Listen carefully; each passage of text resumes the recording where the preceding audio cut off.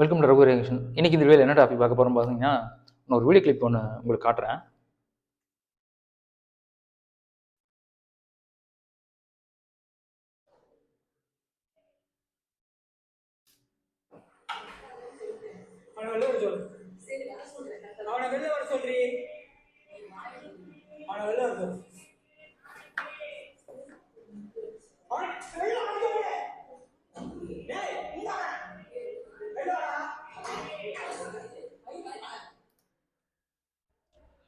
ஆக்சுவலாக என்ன அப்படின்னு பார்த்தீங்கன்னா, கத்துறாரு பார்த்தீங்களா? நான் கூட முதல்ல ஏதோ ஹஸ்பண்ட் வந்து கடன் வீட்டுக்குள்ளே இருக்காரு அப்படின்னு நினச்சிட்டேன். அப்புறமா தான் தெரியுது, இந்த பொண்ணு இருக்கா பார்த்தீங்களா?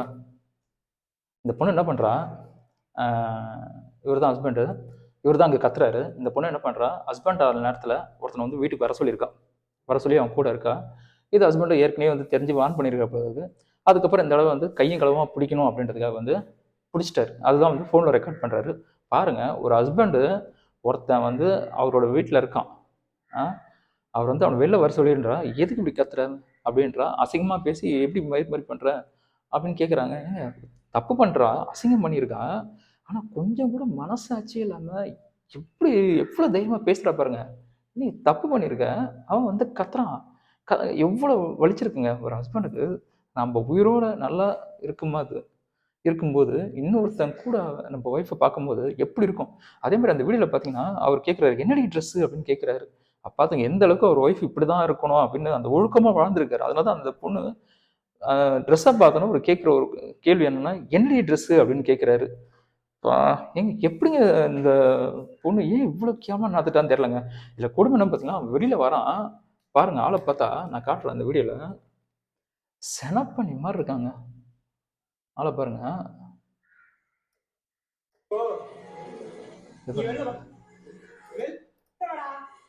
செனப்பண்ணி மாதிரி இருக்கான் பாருங்களேன்.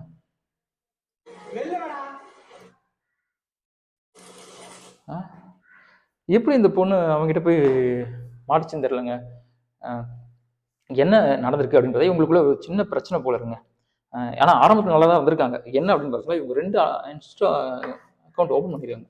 பாருங்க, இதில் வந்து ஆத்விக் தேவராஜா அப்படின்னு போட்டு பாருங்க, யோகாலாம் பண்ணுறாரு. அவரோட குழந்தைங்களோட ஃபோட்டோ தான் வந்து நிறைய போட்டிருக்காரு. குழந்தை சின்ன வயசுலேருந்து எப்படி இருக்கான் அப்படின்ற விஷயங்களை வந்து போட்டிருக்காரு. பாருங்க, இவரோட இந்த இன்ஸ்டாகிராம் பேஜ் தான். இந்த அக்கௌண்ட்டில் பார்த்தீங்கன்னா ஒரு 1715 ஃபாலோவர்ஸ் இருப்பாங்க. 252 போஸ்ட் போட்டிருக்காரு.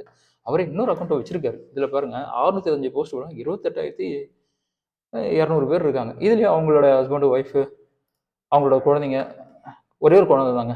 அதை பற்றின எதனா ஒரு வைரலான வீடியோ இதை தான் வந்து அதில் போஸ்ட் பண்ணியிருக்காரு. ஆரம்பத்தில் சந்தோஷமாக இருந்திருக்காங்க. என்ன பிரச்சனை அப்படின்னு தெரிலங்க. ஆனால் அந்த பொண்ணு பண்ணது வந்து உண்மையிலேயே வந்து ரொம்ப ஒரு கேவலமான ஒரு விஷயங்க. சரி, ஓகே, இது நடந்துச்சு.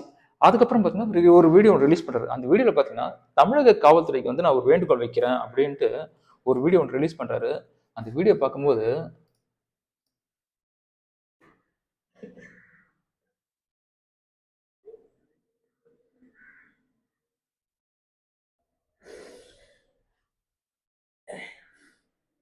தமிழக காவல்துறைக்கு வணக்கம்.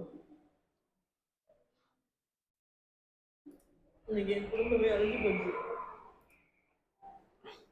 இன்னொரு வீடியோ ரிலீஸ் பண்ணுறாரு. அதில் அதான் சொல்கிறார், தமிழக காவல்துறைக்கு வந்து ஒரு இது சொல்கிறார், என்னோட குடும்பம் அழிஞ்சு போச்சு. அது காரணம் யாருங்க பார்த்தீங்கன்னா, திருச்சியில் வந்து தென்னரசு அப்படின்ற இடத்துல நினைக்கிறேன். திருச்சியில் வந்து ஒரு இடம் பேர் சொல்கிறாரு.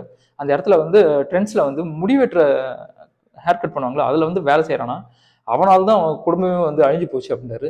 இதில் இன்னொரு ஷாக்கான விஷயம் சொல்கிறாருங்க. என்ன அப்படின்னு பார்த்தா, அவர் ஒய்ஃபை வந்து நான் வந்து வெட்டிட்டேன் அப்படின்ற விஷயம் சொல்கிறாரு. ஆனால் அவர் சொல்கிறது உண்மை தான். ஏன்னு பார்த்தீங்கன்னா, அவரோட ஷர்ட்லாம் பாருங்கள், ஒரே ரத்தக்கரையாக இருக்குது, கை கலர் ரத்தக்கரையாக இருக்குங்க. அவனை நான் தேடினேன், அவன் வந்து கிடைக்கல, என் ஒய்ஃபை நான் வந்து வெட்டிட்டேன், அதே மாதிரி வந்து என் பிள்ளைய நானும் வந்து தற்கொலை பண்ணிக்க போகிறோம் அப்படின்ற ஒரு வீடியோ வந்து போடுறாருங்க.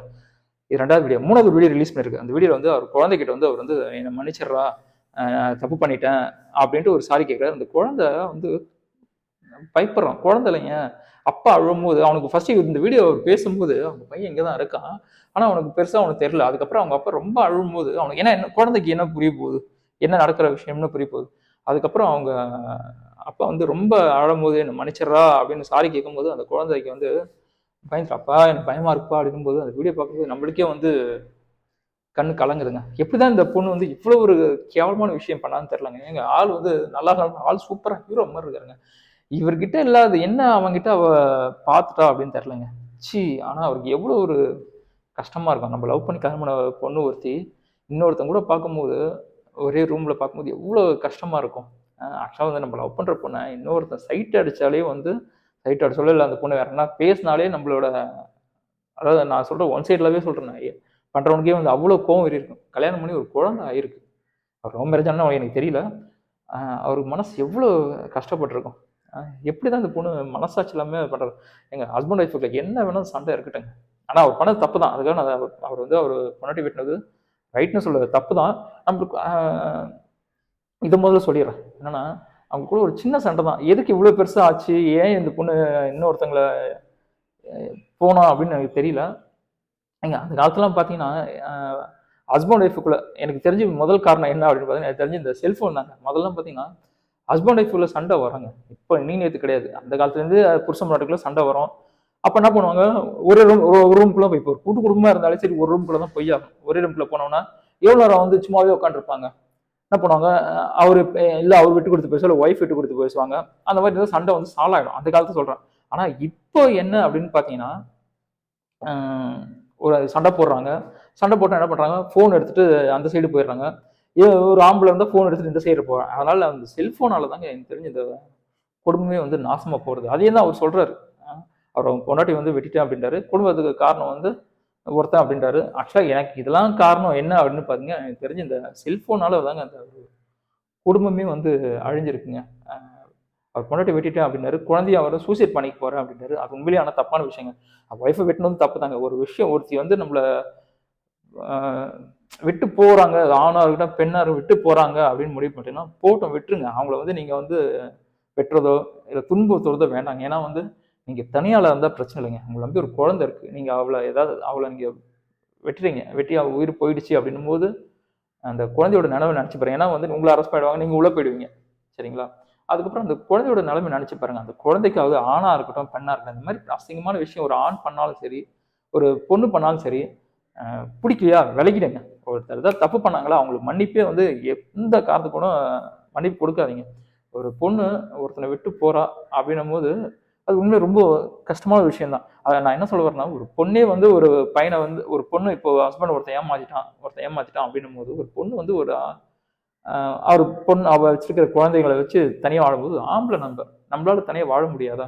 நீங்க அவ்வளோ பண்ணதுனால என்ன ஆகும்? நீங்க உள்ள போயிடுவீங்க. அந்த குழந்தைக்கு அப்புறமா யார் இருக்கா? அத ஃபர்ஸ்ட்டு அடுத்தது நம்ம அதுதான் யோசிக்கணும். அதனால ஒரு ஆணா இருக்கட்டும், பொண்ணா இருக்கட்டும், ம் இந்த மாரி பிரச்சனை அசிங்கம் பண்ணிட்டாங்க, உங்களுக்கு பிடிக்காத ஒரு விஷயத்த பண்ணிட்டாங்க, எப்பவுமே மன்னிக்க முடியாத ஒரு தவற பண்ணிட்டாங்க அப்படின்னா, விலக்கி விட்டுருங்க. 2வது வந்து கிட்ட சேர்க்காதீங்க. உங்களுக்கு வேற யாருனா உங்களுக்கு பிடிச்சிருந்தா அவங்கள வந்து கல்யாணம் பண்ணிக்கலாம். எனக்கு தெரிஞ்சு அது கூட தப்பு இல்லன்னு சொல்றாங்க. ஏன்னா, அவ ஏமாத்தின்னு தான் போயிருக்கா. ஏன்னா, அந்த குழந்தைய பார்த்துக்கிறதுக்கு ஆள் வேணும் அப்படின்னு நினைச்சீங்கன்னா, அந்த மாரி விஷயங்கள வந்து பண்ணுங்க. தப்பு கிடையாது. அவங்கள துன்புறுத்தி நீங்க பண்ணும்போது உங்களுக்கும் பிரச்சனை. அவங்கள வந்து போயிடுவாங்க. அவங்களால நீங்களும் போயிடுவீங்க. அந்த குழந்தை தான் அனாதையா வந்து நிக்கும். அதனால யாரா இருக்கட்டும், ஒரு இந்த மாரி பிரச்சனை வந்ததுன்னா, டெஃபினட்டா வந்து பிடிக்கலையா விலகி போயிடுங்க. அதான் நான் சொல்றேன். இவரு பண்ணது வந்து உண்மையிலே ஒரு தப்பான விஷயம் தான். அவரோட கோவம் எனக்கு புரியுது. உண்மையிலேயே ரொம்ப மன கஷ்டமான விஷயம். இத இத வீடியோ பார்க்கும்போது எல்லாரும் இப்ப பயப்படுறாங்க. என்னடா இப்ப கல்யாணம் பண்ணணும்னு நினைக்கிறாங்க. அவன்லாம் பயப்படுறான். கல்யாணம்லாம் அ பண்ணலாமா? வேண்டாமா? சிங்கிள்ஸா இருக்கணும் சந்தோஷப்படுறான். நல்ல வேளை நான் கல்யாணமே பண்ணல அப்படின்றான். இந்த வீடியோ பார்க்கும்போது. ஏன்னா வந்து அ நம்ம லவ் பண்ற பொண்ண இன்னொருத்தவங்க கூட பார்க்கும்போது எவ்வளோ கஷ்டம். அதனால தான் ஒரு அழும்போது அ எனக்கு பொண்ணுங்க மனசு என்னன்னு எனக்கு தெரியலங்க. ஏன்னா வந்து நான் வந்து பொண்ணு கிடையாது. பொண்ணுங்க மனசு எல்லாம் ஆனா ஒரு ஆம்பள மனசு எப்படின்னா, நம்மளுக்கு புடிச்சு போச்சா, எந்த காரணத்த கொண்டும் சரி அவங்கள விட்டே தரமாட்டாங்க. என்ன ஆனாலும் சரி விட்டு தரமாட்டாங்க. அசிங்கம் பண்ணா கூட அவங்களுக்கு வலிக்கல அழுவுறாங்க.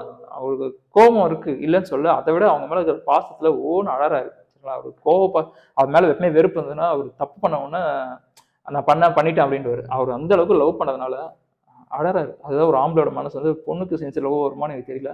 நான் ஆம்பள லவ் பண்ணானா, டெஃபினட்டா அது வந்து அ 100க்கு 100% ரொம்ப சின்சியரா இருக்காங்க. வீடியோ பார்க்கும்போது ரொம்ப கஷ்டமா இருக்குங்க. என்னடா! அப்படின்ட்டு ஒரு ஃபோனால ஒரு குடும்பமே வந்து அழிஞ்சிருக்கு. ப ம் இந்த மாரி விஷயங்கள பார்க்கும்போது மனசே வந்து கஷ்டமா இருக்கு. பட் இந்த வீடியோ பற்றி பேசணும் அப்படின்னு தோணுச்சு, அதுதான் பேசினேன். மறுபடியும் அடுத்த ஒரு வித்தியாசமான கண்டென்ட் நான் சந்திக்கிறேன். அதுக்கும் உங்களுக்கு உங்கள்கிட்ட ஒரு டாட்டா பை.